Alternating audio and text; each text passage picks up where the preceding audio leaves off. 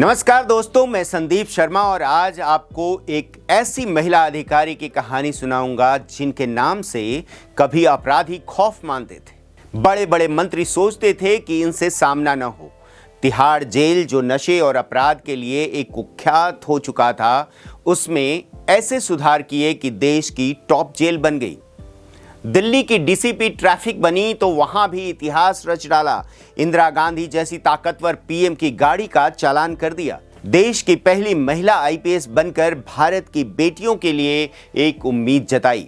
उन्हें यह सिखाया कि वो सिर्फ ऑफिस में ही बैठकर जॉब नहीं कर सकती, बल्कि खाकी पहनकर अपराध को खाक में मिलाने का जज्बा भी रखती हैं। अपनी हिम्मत से वो कर दिखाया जो उनसे पहले कोई नहीं कर सका। जेल के अंदर कैदियों की पढ़ाई की व्यवस्था कराई, कई ऐसे काम किए जिसकी वजह से कुख्यात अपराधी भी उनका सम्मान करने लगे और इसी वजह से उन्हें 1994 में रेमन मैग्सेसे पुरस्कार से सम्मानित किया गया। 1972 में देश की पहली महिला आईपीएस बनने वाली किरण बेदी ने कुल 35 साल तक नौकरी की। 2007 में वो bureau of police research and development के महानिदेशक पर रहते हुए वीआरएस ले लेती हैं। वर्दी उतारने के बाद समाज सेवा किरण बेदी का एकमात्र लक्ष्य था। इसी वजह से वो 2011 में अन्ना हजारे के साथ जुड़ती हैं। अन्ना ने इंडिया अगेंस्ट करप्शन आंदोलन शुरू किया, जिसने दिल्ली और केंद्र दोनों जगह से कांग्रेस की जड़ें हिला दी। इस आंदोलन के दो और मुख्य चेहरे होते हैं, जिनमें एक होते हैं अरविंद केजरीवाल, दूसरी होती हैं किरण बेदी। 2012 में केजरीवाल आम आदमी पार्टी बनाते हैं। उनकी कोशिश होती है किरण बेदी साथ में आए, लेकिन वो केजरीवाल के साथ नहीं जाती। 3 साल राजनीति से दूर रहने वाली किरण बेदी 2015 में बीजेपी ज्वाइन करती हैं, क्योंकि बताया जाता है कि अरुण जेटली और सुषमा स्वराज के साथ इनके काफी अच्छे संबंध थे। दोनों ही बीजेपी के दिग्गज नेता थे, ईमानदारी वाली छवि थी, इसलिए जेटली और सुषमा स्वराज की पैरवी पर उन्हें दिल्ली के सीएम फेस का चेहरा घोषित किया जाता है। बीजेपी को लगा कि किरण बेदी के नाम पर केजरीवाल को हराया जा सकता है, लेकिन कृष्णानगर जैसी सीट जो बीजेपी की कभी एकदम ट्रेडिशनल सीट मानी जाती थी, वहां से चुनाव किरण बेदी हार जाती हैं। आम आदमी पार्टी के इसके बग्गा उन्हें करीब 2000 वोटों से हरा देते हैं। बीजेपी भी दिल्ली में हार चुकी थी, जिसके बाद मई 2016 में उन्हें नई जिम्मेदारी मिलती है। उन्हें पुडुचेरी का उपराज्यपाल बनाया जाता है। वहां जाते ही राजभवन के दरवाजे आम जनता के लिए खोल देती हैं। इसका नाम रखा जाता है पीपल्स निवास, जहां आम आदमी अपनी समस्या लेकर आ सकता है। वो खुद साइकिल से और पैदल सड़कों पर चलती थीं। सफाई व्यवस्था, पानी की किल्लत, भ्रष्टाचार के खिलाफ औचक निरीक्षण करती थी। ये बात पुडुचेरी की कांग्रेस सरकार को रास नहीं आई।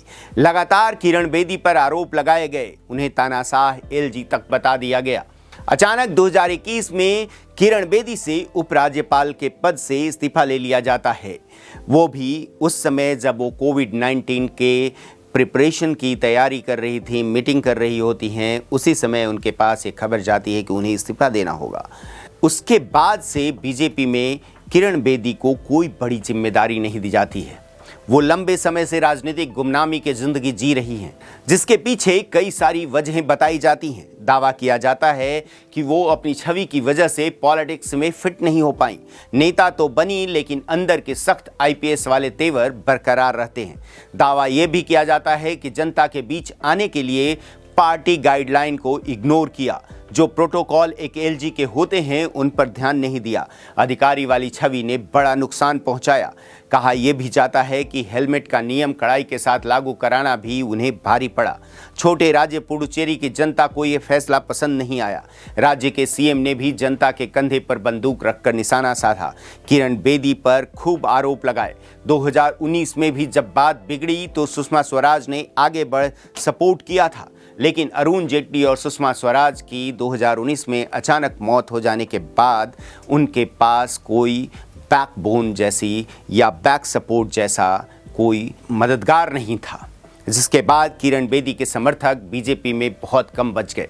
कुछ लोग तो ये भी दावा करते हैं कि जब पुडुचेरी में बीजेपी ने सरकार बनाई तो जिन कांग्रेस विधायकों को अपने साथ जोड़ा, उन्होंने सामने ये शर्त रखी थी, उनकी मांग थी कि किरण बेदी को साइडलाइन किया जाए, तभी पुडुचेरी में कमल खिलेगा। कई लोग ये दावा भी करते हैं कि गुजरात लॉबी से दुश्मनी उन्हें भारी पड़ी। बातें तो बहुत की जाती हैं, दावे बहुत लोग करते हैं, लेकिन सच्चाई ये है कि आज बीजेपी में किरण बेदी के पास कोई बड़ा पद नहीं है। अपने 35 साल के पुलिस करियर में किरण बेदी ने खूब नाम कमाया। उनकी बहादुरी, बेहतरीन ट्रैफिक मैनेजमेंट और तिहाड़ में ऐतिहासिक सुधार किए, इसके लिए कई राष्ट्रीय और अंतर्राष्ट्रीय सम्मान भी मिले। 1979 में असाधारण बहादुरी के लिए राष्ट्रपति पुलिस पदक जीता। 94 में रेमन मैग्स से पुरस्कार जीता, जिसे एशिया का नोबेल तक कहा जाता है। 2004 में संयुक्त राष्ट्र पदक जीता। साल 2003 में वो यूएन के शांति स्थापना संचालन विभाग में नागरिक पुलिस सलाहकार बनी थी। ये पद हासिल करने वाली वो पहली भारतीय महिला थी। शानदार सेवा के लिए यूएन ने किरण बेदी को संयुक्त राष्ट्र पदक से सम्मानित किया। लेकिन आज वो किरण बेदी पूरी तरह राजनीतिक हाशिए पर हैं। 76 साल उम्र हो चुकी है। अब राजनीति में कोई बड़ा पद मिलने की संभावना भी नजर नहीं आती।